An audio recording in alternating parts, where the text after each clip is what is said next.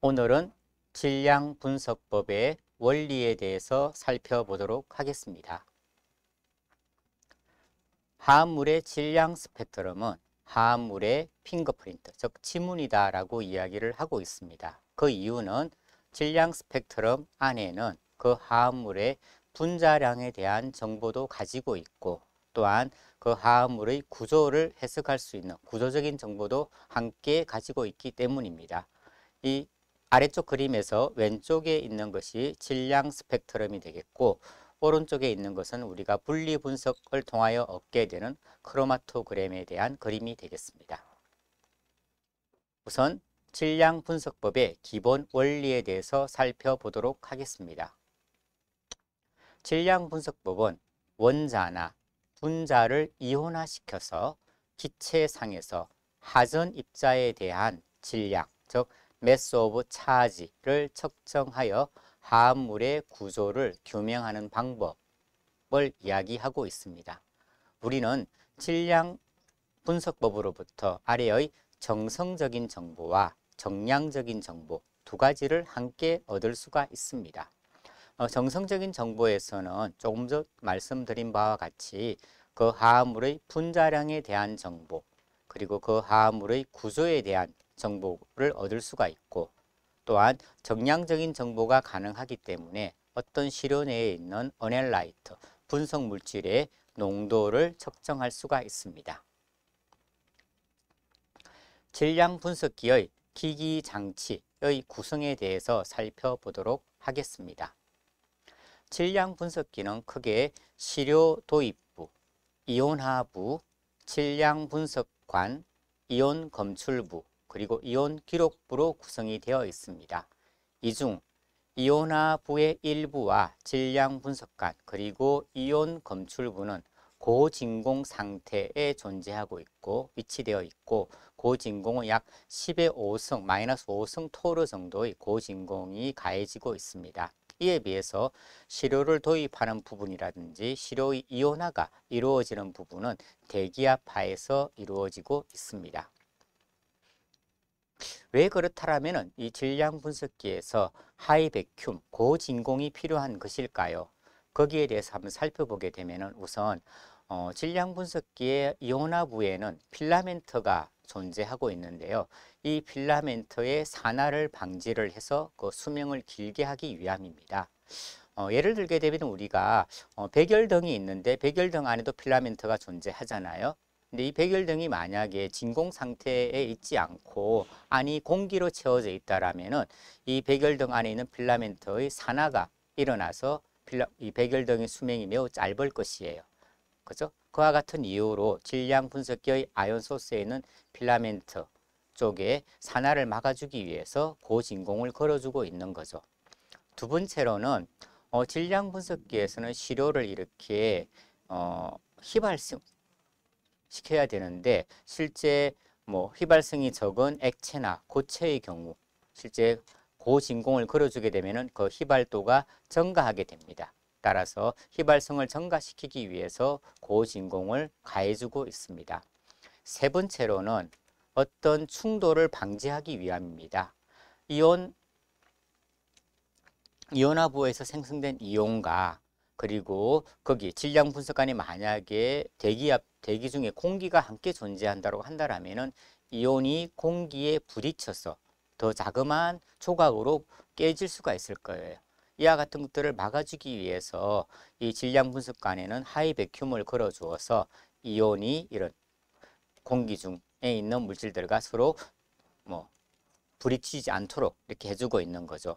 그리고 제일 마지막에는 메모리 이펙터를 줄여주기 위함입니다. 이온화부에서 다양한 이온들이 형성이 되는데 고진공을 걸어주게 되면은 그때 생성된 이온들을 제거하기가 용이해지는 거죠. 이와 같은 것을 우리가 메모리 이펙터를 줄여주기 위함이다라고 이야기를 하고 있고, 이와 같은 이유 때문에 우리가 질량 분석기에서는 하이 베큐um을 가해주고 있습니다. 자, 시료 도입부에 대해서 말씀을 드리겠습니다. 시료 GCMS나 ICP-MS의 경우는 시료를 기체 상태로 해서 시료를 주입하게 되고요. 이에 비해서 리퀴드 크로마토그래피 MS, 캐필러리 일렉트로포레시스 MS의 경우에는 시료를 액체 상태로 해서 기기에 넣어주고 있습니다. 이에 또는 고체도 가능하게 되는데요. 이 경우에는 다이렉트 인저션 프로브를 이용해서 고체 상태의 시료를 바로 질량 분석기 안에 직접적으로 도입할 수도 있습니다. 다음으로 이온화 방법에 대해서 설명을 드리도록 하겠습니다. 이온화 방법으로는 일렉트론 이오니제이션, EI 방법, 그리고 케미칼 이오니제이션, CI 방법, 이렇게 두 가지가 있는데 이 EI와 CI의 경우에는 주로 GCMS에서 많이 사용되고 있는 방법이다라고 이야기를 할 수가 있습니다. 이에 비해서 LCMS의 경우에는 대기압하에서 이온화 방법이 이용되고 있는데 이를 API 방법이다라고 이야기를 합니다.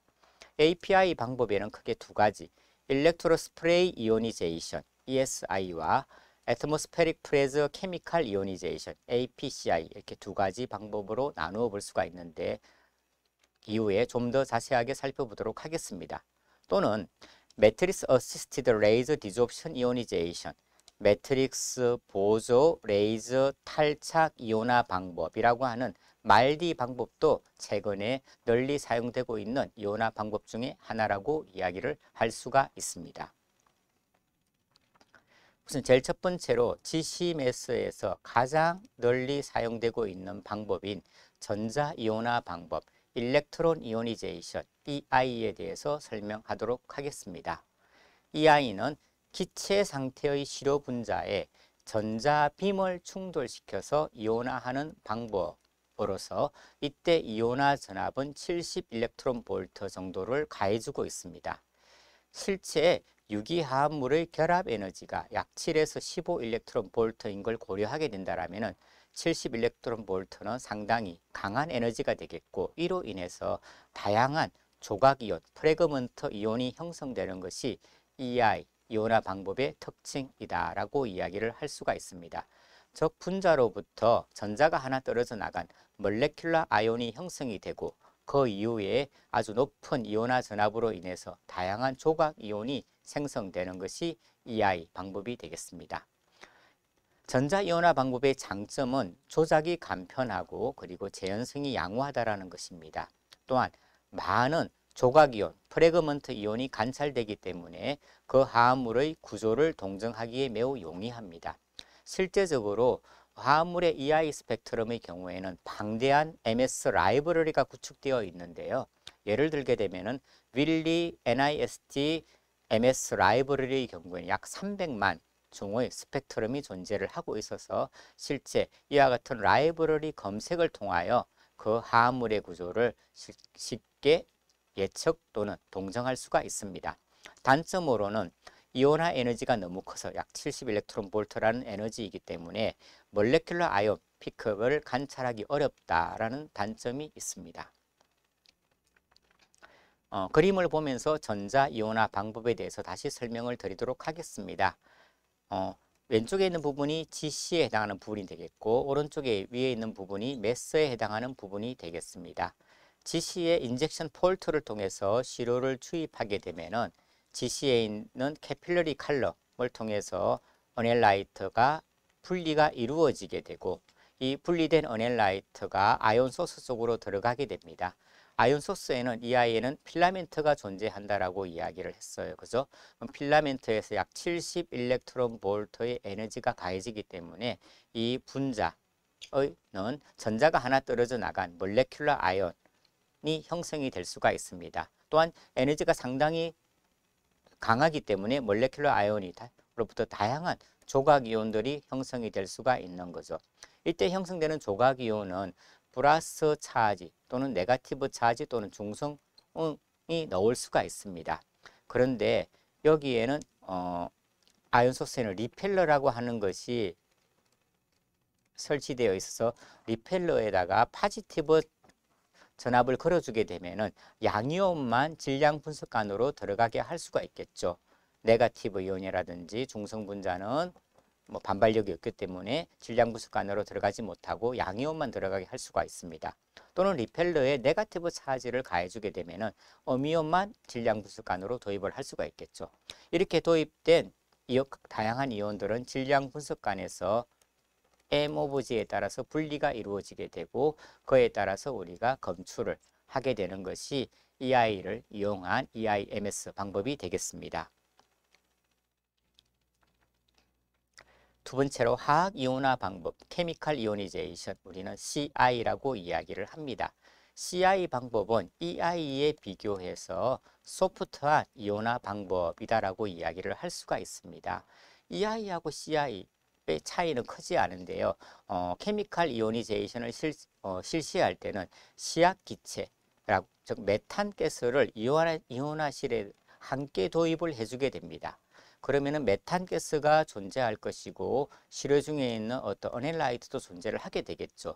그런데 여기에는 아무래도 메탄가스를 많이 넣어주기 때문에 메탄가스가 더 메이저하게 존재하고 있을 거예요. 그렇기 때문에 필라멘트로부터 전자빔 에너지를 쏘아주게 되면은 어넬라이트보다는 시약기체가 먼저 이온화가 이루어지게 되겠죠. 그 다음에 이온화된 시약기체가 시료분자와 충돌하게 되고 그로부터 이온과 분자 간의 반응이 진행되어서 시료분자가 이온화되는 방법을 우리는 화학이온화 방법이다라고 이야기를 하고 있습니다. 이 방법의 장점은 분자 이온, 몰레큘러 이온을 관찰할 수 있다라고 하는 거죠. 그렇기 때문에 화합물의 분자량을 해석하기가, 알아내기가 용이한 이온화 방법이 되겠습니다. 단점은 조각이온의 생성이 그렇게 많이 이루어지지 않기 때문에 화합물의 구조를 동정하기는 어렵다라는 단점을 가지고 있습니다. 케미컬 이오니제이션, 화학이온화 방법에 대해서는 우리가 조금 더 자세히 살펴보게 되면은 시약기체로서 메탄가스를 사용하게 되고요. 여기다가 70일렉트론볼트의 에너지를 가해주게 되면은 우선 메탄의 몰레큘러 아이온, 몰레큘러 라디칼이 먼저 형성이 되게 되고 이때 형성된 메탄의 라디칼이 메탄 분자와 반응을 해서 다양한 양이온들을 만들어낼 수가 있습니다. 이때 생성된 양이온들이 어넬라이트하고 반응을 해서 어넬라이트하고 H-이온, 그리고 어넬라이트하고 C2H5이온, 어넬라이트와 C3H5이온이 형성되게 되는데 이때의 M 오브 G 값은 M 플러스 1, M 플러스 2, 29, M 플러스 41과 같은 특징적인 조각이온, 특징적인 몰레큘러 이온이 형성되는 것이 화학이온화 방법의 특징이다라고 이야기를 할 수가 있습니다. 화학이온화 방법에 대해서 먼저 살펴보기 전에 우리가 메틸 스테아레이트라고 하는 분자량이 298인 물질을 전자이온화 방법으로 분석한 질량 스펙트럼이 위에 쪽에 있는 그림이 되겠습니다. 질량 스펙트럼에서 X축은 질량대 전압이 M 오브 G 값으로 나타나게 되고 Y축은 상대적인 인텐시티 값으로 나타나게 됩니다.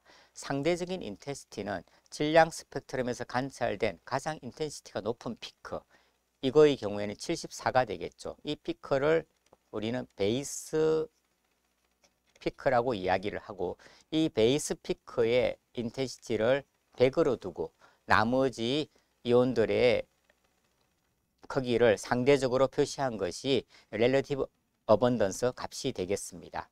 자, EI 스펙트럼을 보게 되면 상당히 많은 조각이온들이 보이는 것을 알 수가 있어요. 이것 같은 경우 메틸 스테아레이트의 분자량에 해당하는 298뿐만 아니라 255, 199, 143, 87, 74, 55와 같은 프래그먼트 이온이 관찰되는 것을 우리가 확인을 할 수가 있습니다. 각각의 한번 구조를 살펴보게 되면은 메틸 스테아레이트에서 이 부분이 끊어지게 되면은 형성되는 것이 255 이온이 되겠죠. 다시 255 이온에서 이 부분이 끊어져 나가게 되면은 199 조각 이온이 형성되게 되고 199에서 역시 이 부분이 끊어지게 되면은 143의 조각 이온이 관찰되게 됩니다. 143에서 역시 이 부분이 끊어지게 되면은 87의 조각 이온이 관찰되는 거죠. 자, 베이스로 관찰된 74에 대해서 한번 살펴보게 되면은요.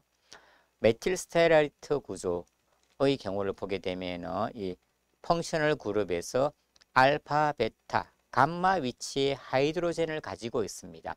감마 위치에 하이드로젠을 가지고 있으면은 맥라프티 리어레인지먼트를 한다라고 되어 있어요. 이렇게 하게 되면 이와 같은 조각이온이 만들어질 수가 있는데 이 조각이온의 M 오브 G 값이 74가 되는 거죠. 이렇게 해서 74 조각이온이 맥라프티 리어레인지먼트에 의해서 형성된 것을 우리가 확인할 수가 있습니다.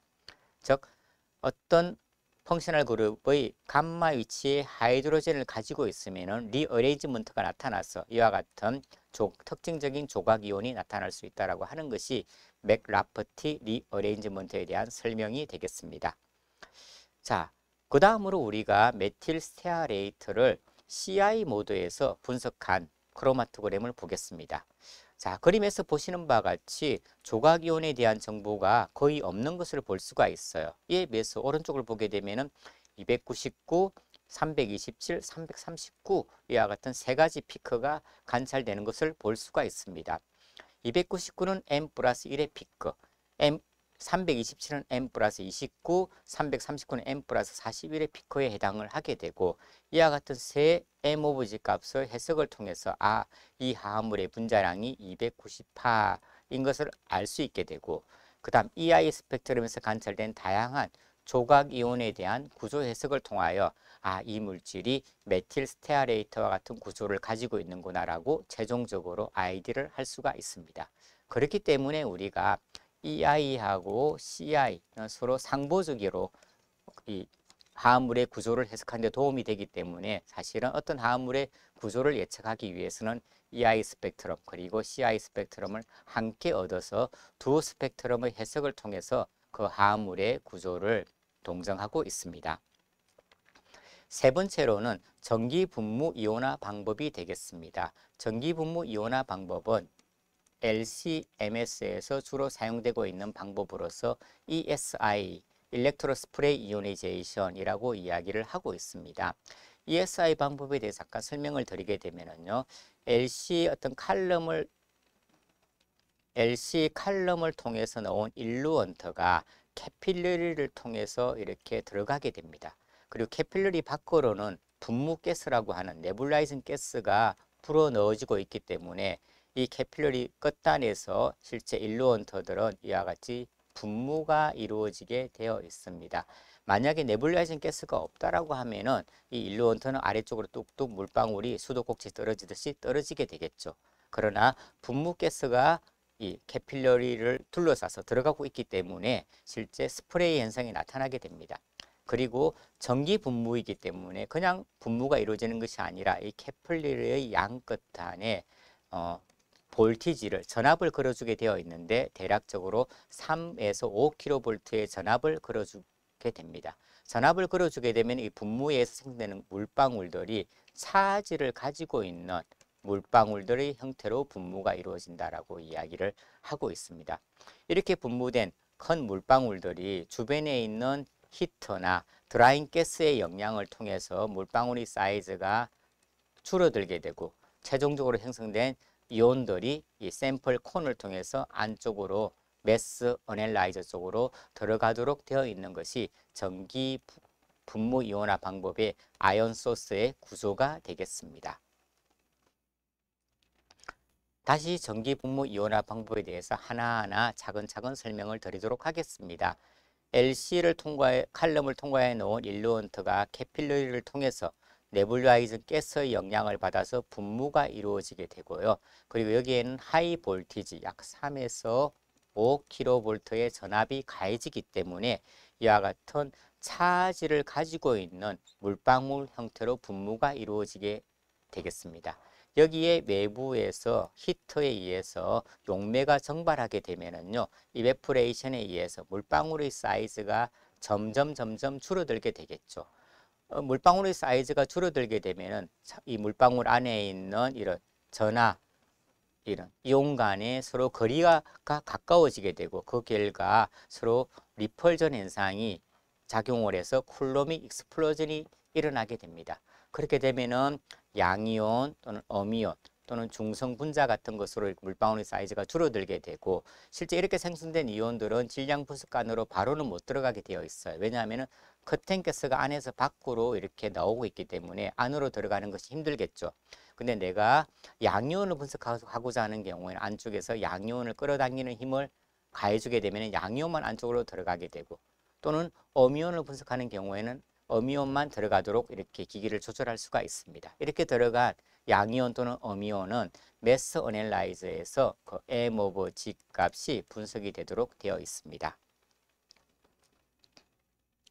자, 그럼 이 일렉트로 스프레이 이오니제이션 방법, ESI의 아이온 스프레이 방법은 가장 가장 젠틀한 이온화 방법이다라고 이야기를 하고 있습니다.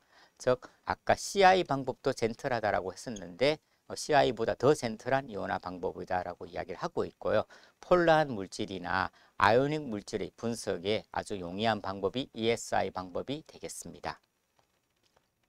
ESI 방법의 특징은 멀티플 차지를 가지고 있는 이온이 형성된다라고 하는 것입니다. 아까도 이렇게 차지를 가지고 있는 물방울들이 형성이 된다라고 이야기를 했어요. 그죠?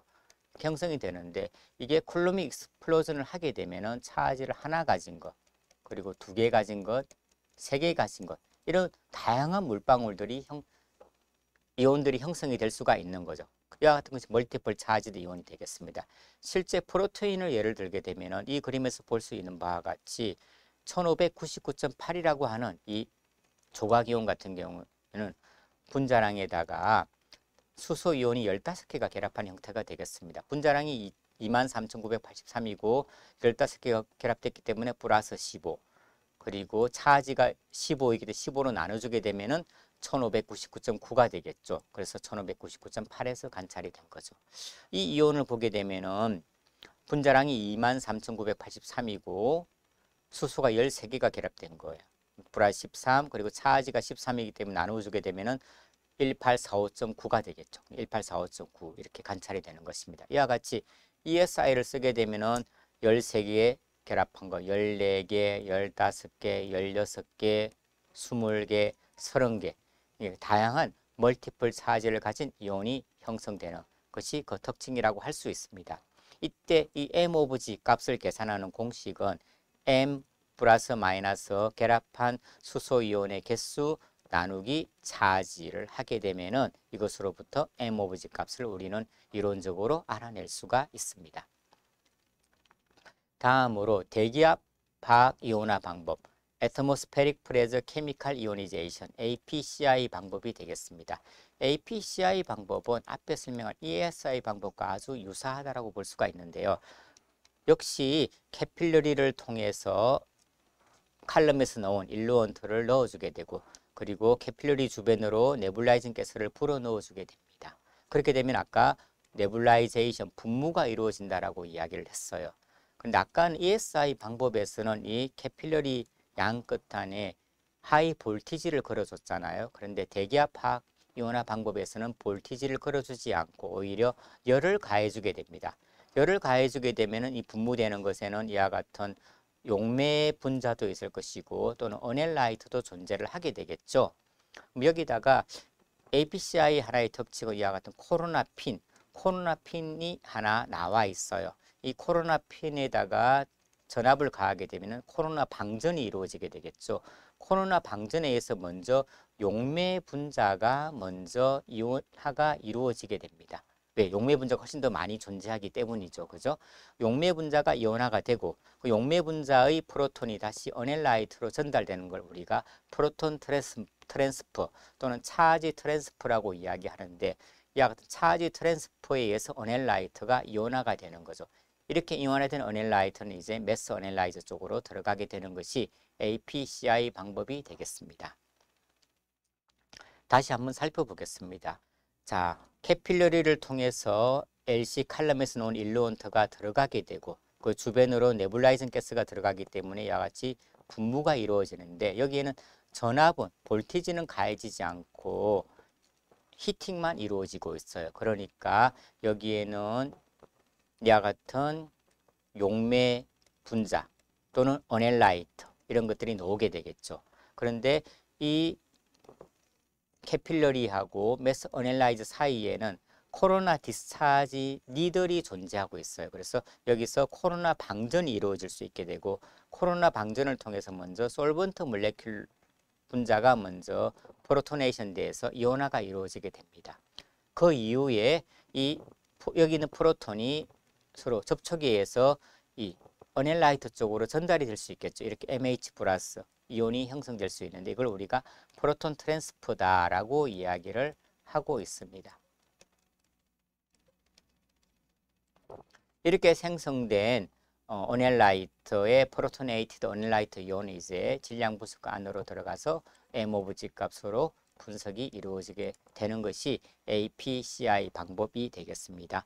APCI 방법은 코로나 디스타지를 이용을 하고 있고요. 주로 폴라한 물질이나 난폴라한 그리고 열적으로 안정한 물질의 분석에 이용이 되고 있습니다. 다음으로 소개할 방법은 매트릭스 보조 레이저 탈착 이온화 방법이 되겠습니다. 매트릭스 어시스티드 레이저 리조옵션 이오니제이션 말디라고 이야기를 하고 있는데요. 자, 말디 플레이트가 있는데 이 플레이트에다가 샘플하고 매트릭스를 함께 도포를 해주고 건조를 해줍니다. 그런 다음에 약 20kV의 레이저를 조사를 하게 되면은 이 안에는 매트릭스가 훨씬 더 많이 존재하게 되겠죠. 어넬라이트보다는. 그래서 매트릭스가 먼저 이온화가 이루어지게 됩니다. 즉 MH 플러스가 형성이 되는 거죠. 이후 APCI 방법처럼 이 매트릭스에 있는 프로톤이 어넬라이트로 전달되는 프로톤 트랜스퍼가 일어나서 어넬라이트가 이온화된 AH 플러스가 형성이 되겠죠. 이렇게 형성된 AH 플러스 프로토네이티드 어넬라이트는 질량 분석관 안으로 들어가서 역시 M 오브 G 값이 분석이 이루어지게 됩니다. 자, 다시 한번 설명을 드리게 되면은 말디 플레이트에다가 어넬라이트하고 매트릭스를 도포를 하고 건조를 시켜줍니다. 그 다음에 약 20kV의 레이저를 조사하게 되면은 먼저 매트릭스가 이온화되고 이 매트릭스가 어넬라이트 쪽으로 프로톤을 트랜스퍼해서 AH 어넬라이트가 이온화된 형태가 되겠죠. 이 형태가 질량 분석관으로 들어가서 분석이 이루어지게 됩니다. 우리가 말디 방법에서는 항상 매트릭스를 사용하게 되어 있어요. 말디 분석에 사용되는 매트릭스에는 이와 같이 DHBA, HABA 또는 시나피닉 액시드 또는 CHCA, 3하이드록시피콜리닉 액시드 또는 6아자식2사이어 타이밍과 같은 매트릭스가 사용되고 있는데 프로테인 분석에 주로 사용되고 있는 매트릭스 또는 펩타이드 분석에 주로 사용되고 있는 매트릭스 또는 DNA 분석에 주로 사용되고 있는 매트릭스의 종류가 서로 다른 것을 볼 수가 있습니다. 다시 한번 더 매트릭스 보조 레이저 탈착 이온화 방법 말디에 대해서 설명을 드리도록 하겠습니다. 우선 말디 플레이트에 샘플과 매트릭스를 도포를 하고 건조를 시켜줍니다. 그 다음에 질량 분석기에 말디 플레이트를 도입을 하게 되고 그 다음에 여기다가 고전압의 레이저를 조사하게 되면은 이 레이저로부터 매트릭스가 먼저 이온화가 이루어지고 여기서 이온화된 매트릭스에서 프로톤이 어넬라이트로 전달되는 프로톤 트랜스퍼가 일어나서 어넬라이트가 이온화가 되게 되겠죠. 이렇게 이온화된 어넬라이트는 질량 분석관 안으로 들어가서 그 M 오브 G 값이 이 분석이 이루어지게 됩니다. 자, 매트릭스 보조 레이저 탈착 이온화 방법 말디의 경우에는 매우 소프트한 이온화 방법이기 때문에 다양한 ESI 같은 경우는 다양한 이와 같은 이온들이 많이 만들어지지만 말디의 경우에는 MH 플러스 또는 M 플러스 2H, M 플러스 3H와 같은 아주 피크가 몇 개 나타나지 않는 것을 볼 수가 있어요. 그렇기 때문에 말디를 사용하게 되면은 그 분석하고자 하는 물질의 분자량을 좀 더 쉽게 알아낼 수 있는 그런 장점을 가지고 있습니다. 일반적으로 MH 플러스의 피크 인텐시티가 가장 높기 때문에 가장 오른쪽에 있는 이 피크가 그 물질의 분자량에 해당하는 정보를 우리가 알아낼 수가 있는 거죠.